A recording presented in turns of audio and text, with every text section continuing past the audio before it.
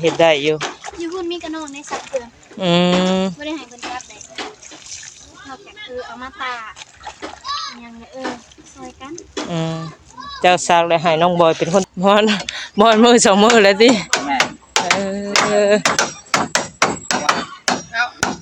งานหมดแล้วคุณว่าบ่ให้กินคาราบาวได้เห็นประมาณนี้เนาะบอกเพิ่นตัวเป็นของวายถามพวกมือซื้อตอนนี้ทำมีอาการอะไรก็เมื่อยลายเมื่อยเลยเมื่อยก็แบบลมเฮาบ่ลมกระตี้เลยงนงิดน้องบอยเป็นคนคืนทำคืนถ่ายแทนเอาสั่งว่าเป็นนั่นบ่บ่อีดีนะบ่อีดีบ่แม่นได้เพิ่นมักนี่บ่เฮาหาบ่เลยเอาแต่ขออนุญาตถามนั่นล่ะเด้อแล้วรอบเดือนได้ซะยังบ่ได้มาจักเดือนแล้วชีวิตเดือนปกติมาตรงเดือนอยู่บ่ตรงคมฮอดได้เดือนนี่ชีวิตแล้วเดือนแล้วโอ้อยู่แน่นอนซะนะเรียบร้อยน้อง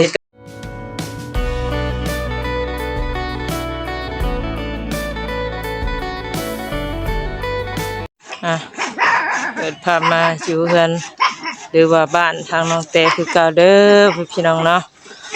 กับทักทายสบายดีพี่น้อง FC ป้าดุงบัดสุขสุขคนเนาะก็ยินดีต้อนรับเข้าสู่สนสายลุยคือเก่าคือเดิมพี่น้องเอ้ยเนาะพวกทางน้องแต่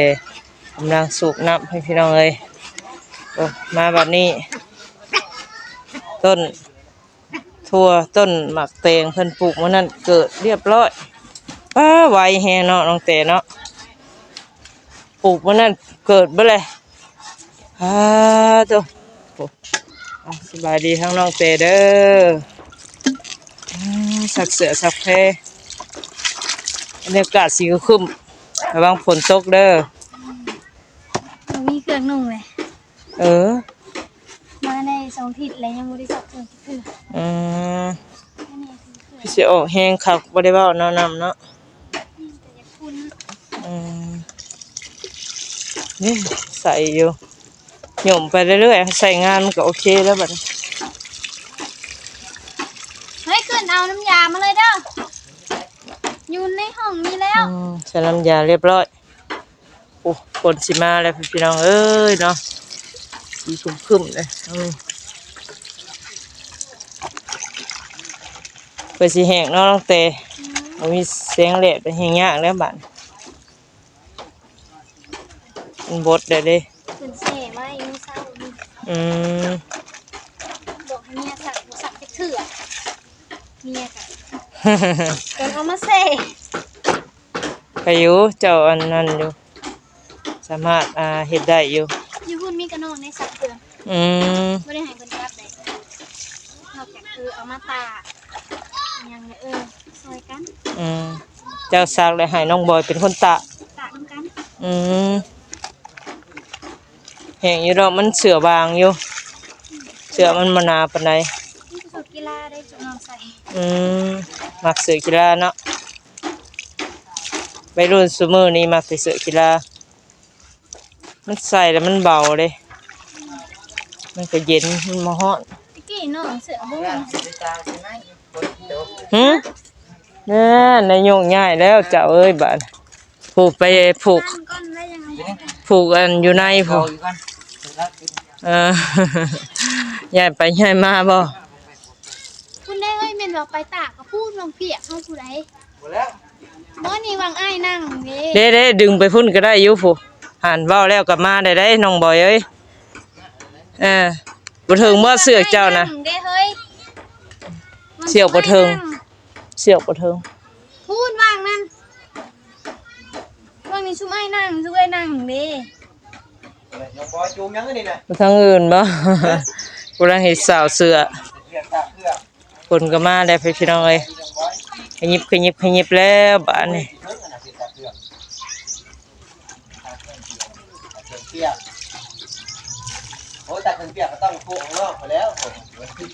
ตู้นี้เราไปทางไหนคือสมอยสมิงอยู่บ้าน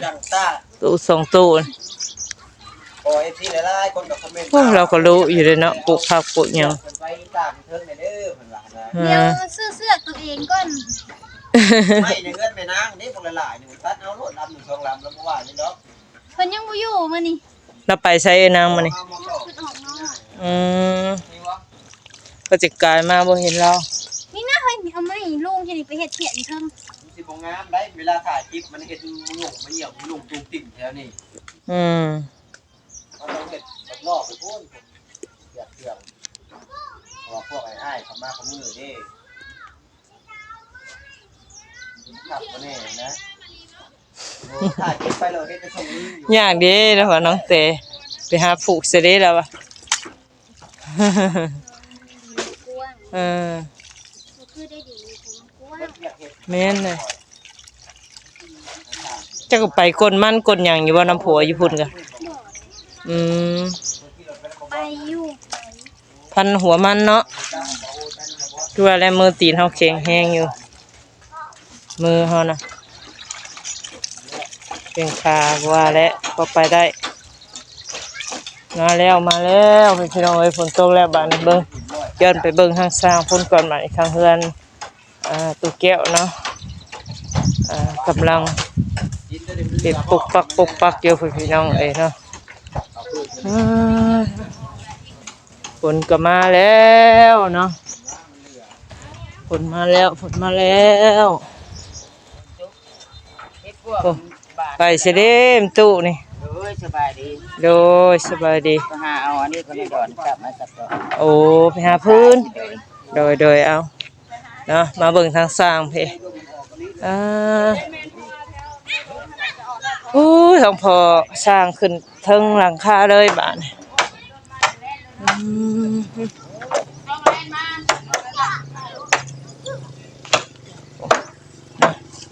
เกิดโครงหางหลังคาไว้พอสมควรพี่น้องไอ้เนาะทางเฮือนตุกแก้ว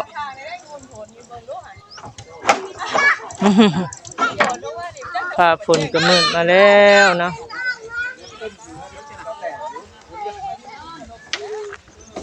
เดี๋ยวไว้ดีเนาะสร้างนะ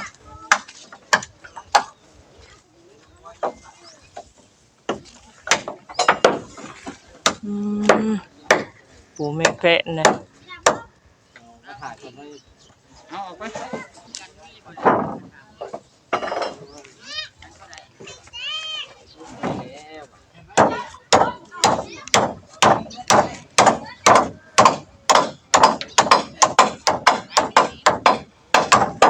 โอ้ยย่านเลยปูตู้นะอันนั้นนะเอานั้นลงเลยบ้าน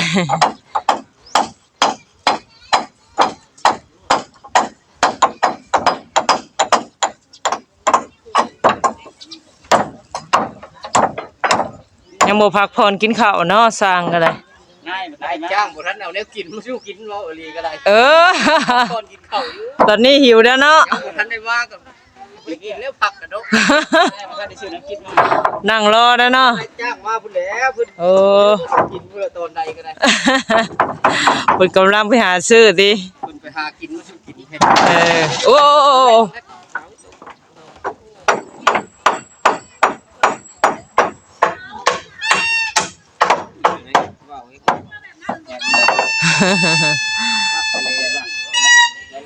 ปูเป็นพี่น้องเอ้ยเนาะ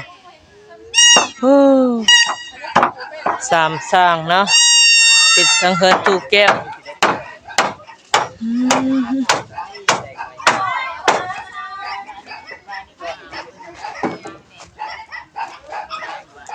เป็ด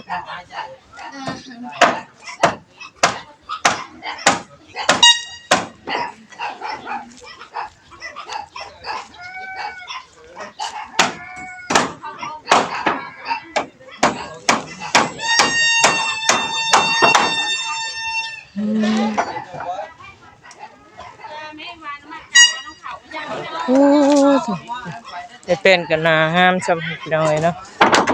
เบิ่งใกล้ๆกันบาดนี่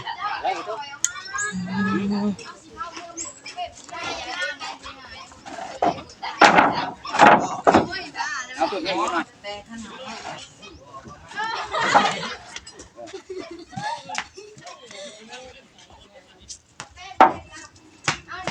กันมีความสุข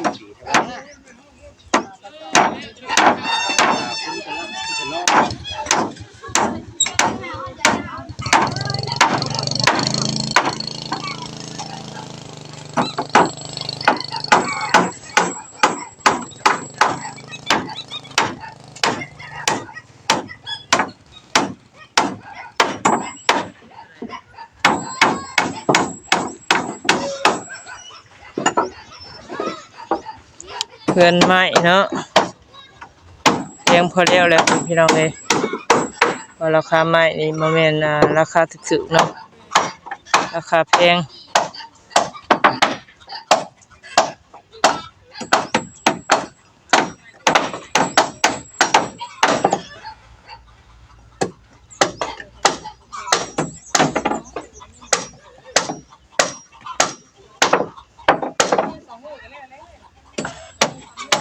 แล้วมันแค่ผม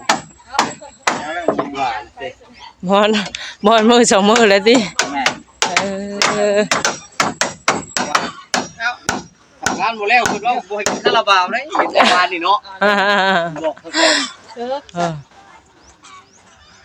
ต้องเรียกเป็นตามเพิ่นสั่งนี่สั่งว่าบ่กินคาราบาวชื่อหยังเอาผมต้องทำนึง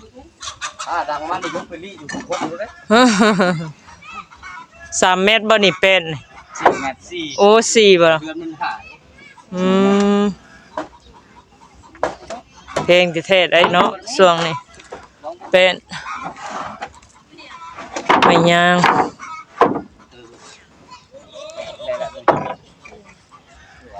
ได้เลย เพื่อนนางต่อกับปูชิวๆแล้วเนาะสาง สบายเลย คือแบบง่ายๆเลยเราเห็นแล้วเพื่อน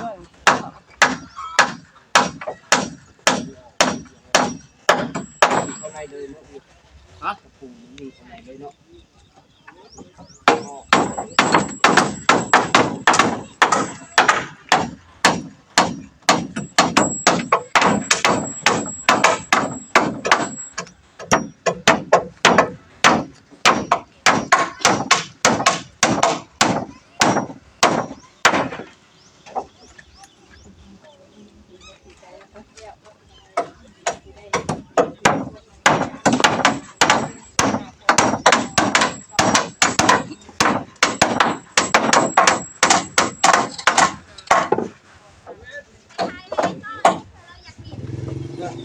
โอ้ยอยากแต่นั่งพักได้ชูชีพมา โอ้ทำไมค่าไม่ค่ามาแล้ว กาแฟนมซาเขียวเด้ โอ้ อ ขนมซาเขียว นี่ มีครบสูตร ดอก15,000 ตลาดน้อยเพิ่นมาขาย เห็นว่าข่อยเป็นไอ้อันนายจ้างคือหรือว่าแต่ข่อยมีเงินหรือว่าเจ้าหรอบ่ลุงเห็นว่าข่อยเป็นไอ้นายจ้างก็คือข่อยมีเงินคือไอ้ เยอะ นี่แหละเงินเนาะ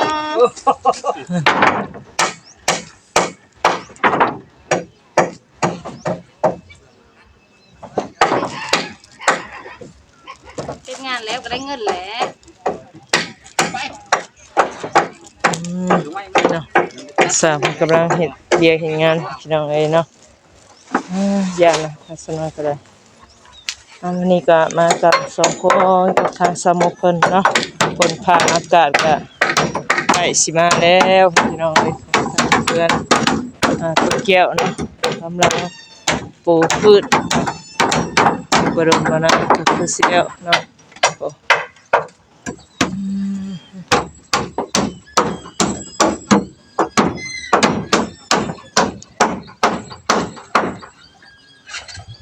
นี่ก็บ่อนกินข้าวกินน้ำเพิ่นเนาะตอนเช้าเพิ่นพี่น้องเอ้ย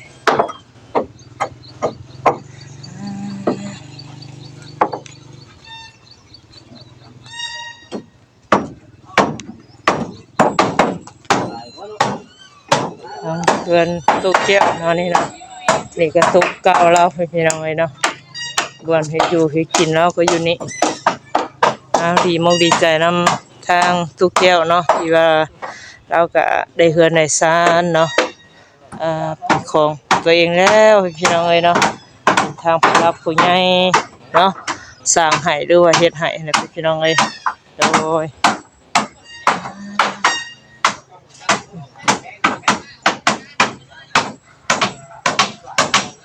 อันนี้ก็โครงหางหรือว่าหลังคาเนาะ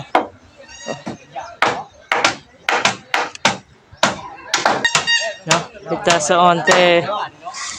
กล้วยทางน้องแต่เนาะพี่น้องเอ้ยโห อืมสองสามเครือเนาะ มีแต่อยาก ยักษ์ บ่เซ็ตสบัดนี้ หืม อีหยังนี่มีก็อยาก ยังนะ ผัดผู้นี้ผัดแพร่ท้องผู้นี้ผัดยาก บ่อยดีนะฮะ อันนี้นี่แหละ แล้วซะ เรียบร้อย หัวลำแน่นอน เอาข่าวลง เหินแฮงเดี๋ยวเอาเข่าขึ้น เท่า อยากสบนะบ่ สดแบบปันใดจะเป็นของหวาน โอ้ แม่นบ่สมุก อันน่ะเป็นผู้ชายแล้วแท้ เป็นผู้ชายเนี่ยมูยังได้เลย เบาบอย ๆ แล้ เอา วว่า ผู้บางคนเขาเจ้าอยากกินสบบางคนกับมักหวาน แต่สำหรับนี่ มัก ลูก บา ผู้ น หญิง มักเย็นบ่ สำหรับลูกผู้หญิงมากินสบ คนบ่คน แต่ผู้น้องเช้านะเพิ่นได้ผู้ชายนะเพิ่นมากินหวานหวานนี่ปะเบอร์หนึ่งเลยอิหยังก็แล้วแต่ตัวเป็นของหวานเอาถามพวกรู้สึกตอนนี้ทำมีอาการเป็นไงก็ เมื่อยลายเมื่อยเลยเมื่อยก็แบบลมห้องโรคกระตี้เลย งนเงิด